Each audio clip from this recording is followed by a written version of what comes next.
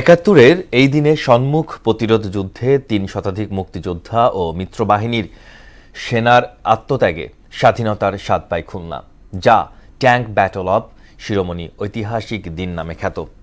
সেদিনের ভয়াবহ যুদ্ধের স্মৃতি আজও শিহরিত করে স্থানীয় মানুষ ও মুক্তিযোদ্ধাদের। শহীদুল হাসানের প্রতিবেদন, জানাচ্ছেন মাহমুদা আক্তার। ১৪ ডিসেম্বর খুলনা বিজয়ের লক্ষ্যে মেজর গানি ও মেজর মহেন্দ্র সিং এর নেতৃত্বে ট্যাঙ্ক সহ ২৮টি সাঁজোয়া যান নিয়ে চূড়ান্ত অভিযান শুরু করে যৌথ বাহিনী। এ যুদ্ধে মিত্রবাহিনীর ২৬টি এবং পাক বাহিনীর ৬০টি সাঁজোয়া ট্যাঙ্ক ধ্বংস ও ৩ শতাধিক ভারতীয় সেনা এবং মুক্তিযোদ্ধা নিহত হয়। ঐতিহাসিক ইতিহাসে ট্যাঙ্ক ব্যাটল অব শিরোমণির নামে যুদ্ধের সেদিনের ভয়াবহ স্মৃতি আজও শিহরিত করে প্রত্যক্ষদর্শী স্থানীয় মানুষ ও মুক্তিযোদ্ধাদের।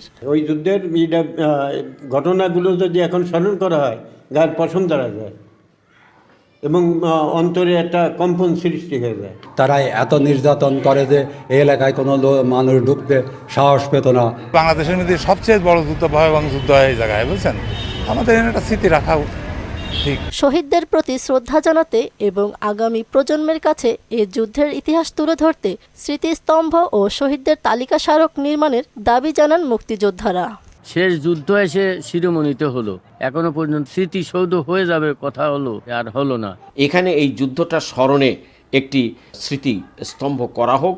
ট্যাঙ্ক ব্যাটল অব শিরোমণির যুদ্ধে শহীদদের তালিকা স্মারক নির্মাণের উদ্যোগ নেওয়ার কথা জানালেন এই মুক্তিযোদ্ধা সংসদ কমান্ডার। খুলনার মুক্তিযুদ্ধের স্মৃতি সংরক্ষণের বিষয়ে তার ভিতরে অন্যতম হবে শিরোমণি ট্যাঙ্ক ব্যাটলের যারা নিহত হয়েছেন, শহীদ হয়েছেন, তাদের স্মৃতি রক্ষার্থে একটা মনুমেন্টাল কাজ যেন এখানে হয়, আমরা সেটা।